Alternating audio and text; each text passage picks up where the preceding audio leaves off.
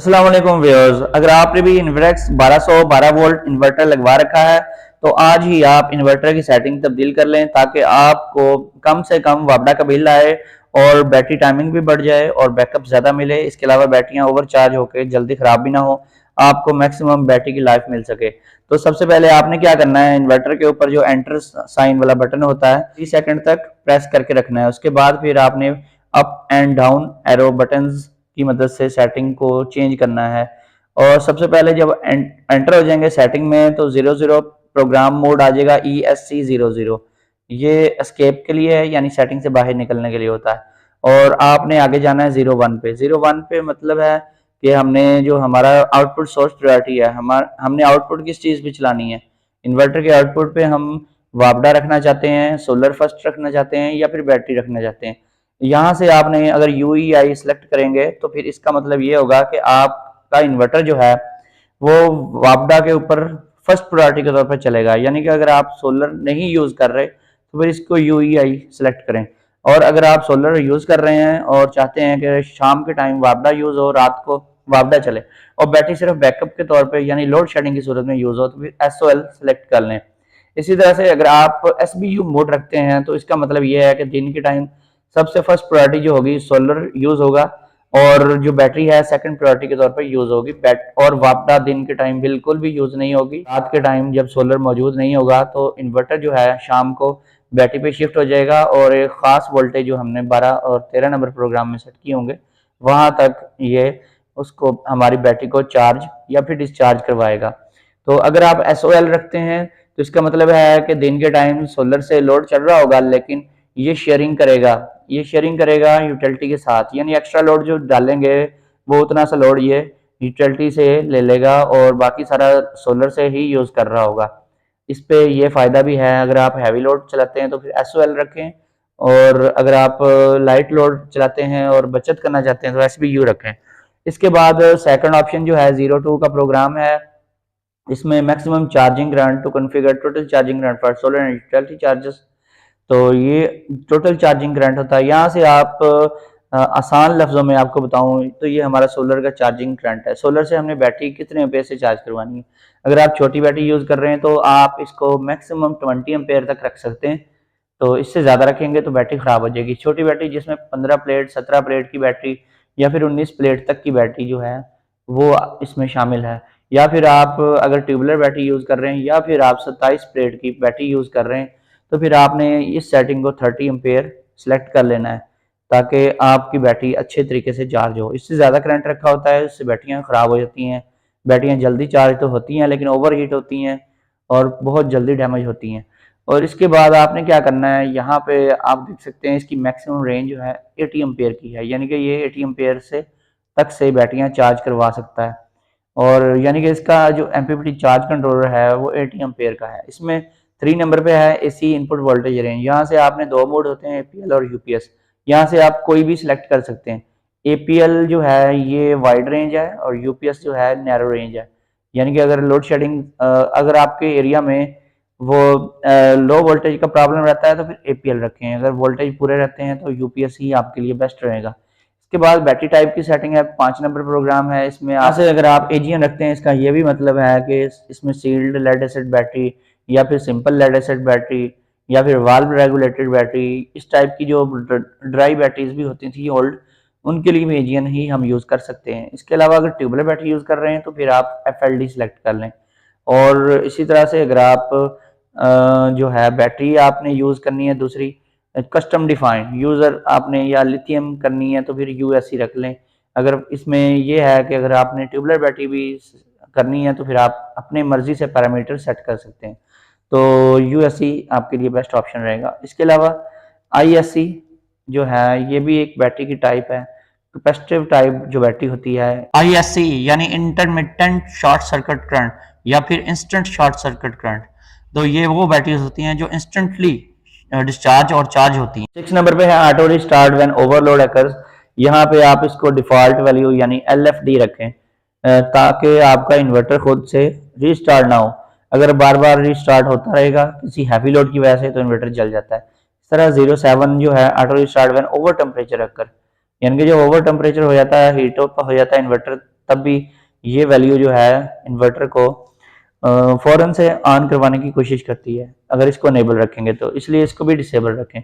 इसके बाद जो है आउटपुट फ्रिक्वेंसी है, ये हमेशा 50 हर्ट्ज यानी 50 साइकिल ही यूज़ करनी चाहिए। इसके बाद 11 नंबर पे है मैक्सिमम यूटिलिटी चार्जिंग करंट। यहाँ से आप ग्रिड की चार्जिंग करंट को सेट कर सकते हैं, कितने एम्पेयर से आप चाहते हैं कि बैटरी चार्ज हो वापडा के ऊपर। यहाँ से आप हमेशा 10 एम्पेयर ही रखें छोटी बड़ी बैटरी के लिए, लेकिन आपको अगर इमरजेंसी हो तो 20 एम्पेयर भी सिलेक्ट कर सकते हैं ताकि बैटरी फास्ट चार्ज हो, जल्दी चार्ज हो जाए। लेकिन जल्दी चार्ज करने से बैटरी जल्दी ख़राब भी हो जाती है। इसके अलावा 12 नंबर पे है, यहाँ से आपने ये बताना है इन्वर्टर को, अगर आपने नंबर 1 प्रोग्राम पे SBU सेलेक्ट किया हुआ है तो आपने यहाँ ये डिफाइन करना है कि हमारी शाम के टाइम जब बैटरी के ऊपर शिफ्ट हो जाता है हमारा इन्वर्टर, तो बैटरी कितनी डिस्चार्ज होनी चाहिए, और उसके बाद ये हमारा जो इन्वर्टर है ये वापडा को ऑन कर दे और वापडा से चार्जिंग भी स्टार्ट कर दे। तो यहाँ पे आप जो डिफ़ॉल्ट वैल्यू इसकी है कोशिश करें वो रखें, यानी कि 11.5 वैल्यू रखें।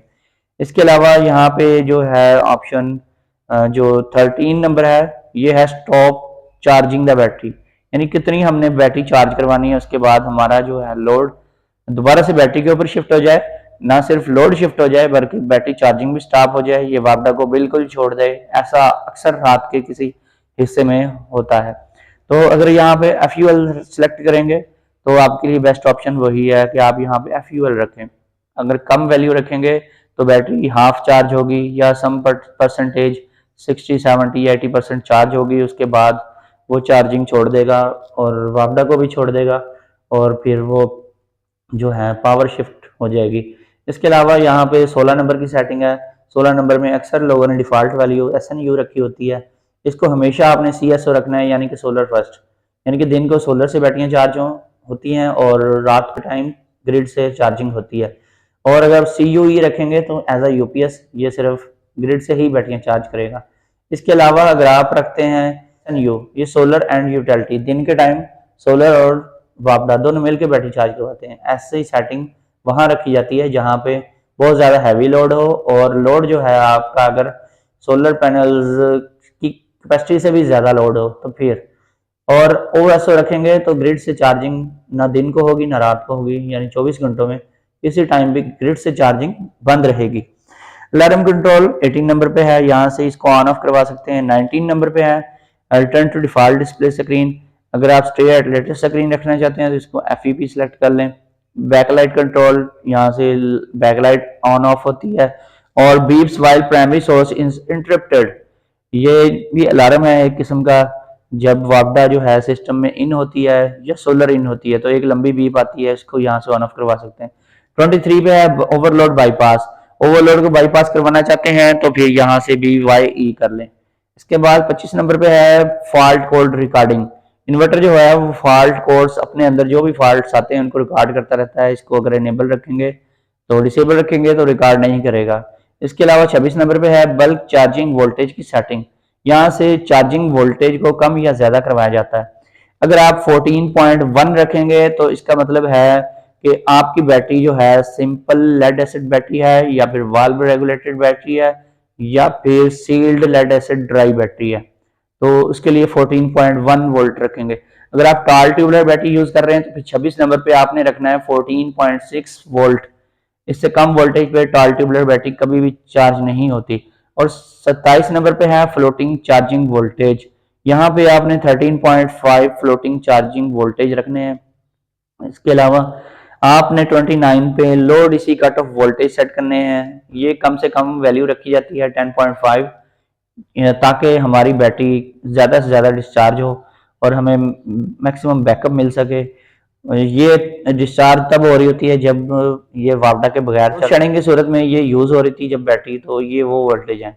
इसके बाद 30 नंबर पे है बैटरी इक्वलाइजेशन वोल्टेज, EN रखेंगे इक्वलाइजेशन एनेबल हो जाएगी। नई बैटरी है, बैटरी बैकअप का कोई इशू नहीं है तो इसको ऑफ ही रहने दें ताकि आपकी बैटरी एक्स्ट्रा चार्ज ना हो, ओवर चार्जिंग ना हो। ये वहाँ पे ज़रूरत पड़ती है जब बैटरी की ग्रेविटी पूरी नहीं हो रही होती या फिर हैवी लोड इतना ज़्यादा होता है कि बैटरी को बहुत ज़्यादा डिस्चार्ज करता ही रहता है, या फिर बैटरी जो होती है, कोई बैटरी ऐसी भी आ जाती है जिसकी प्लेट्स बहुत ज़्यादा हार्ड होती हैं, सल्फेटेड होती हैं, तो फिर उसमें ये ऑन करवानी पड़ती है।